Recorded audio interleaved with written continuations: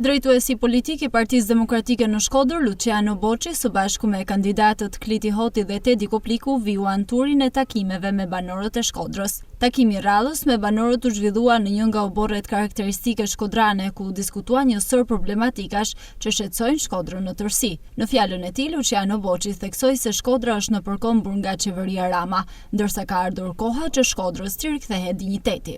Thash, e para kryesore është që politika të bëhet kaq qytetare, kaq fisnike dhe patjetër që po pat këto dimensione ajo do jetë dhe njerëzore. Do mendoj dhe për atë të pamundurin dhe do mendoj dhe për atë që merr iniciativa që na shërben gjithëve, do mendoj dhe për fëmijët dhe për familjen, do mendoj edhe për biznesin, do mendoj edhe për pronarin, unë them ish pronari, do mendoj dhe për persekutuarin, nuk them ish i persekutuari, dhe do mendoj që me votën e saj, me votën e gjithëve ju dhe të familjeve tuaja, t'jepni kontribut për të bërë një ndryshim, pse jo, epokal. Në mbyllje të fjalës së tij, Boçi theksoi se me 11 maj do rikthem Shkodrën aty ku i takon, në duart e shkodranëve.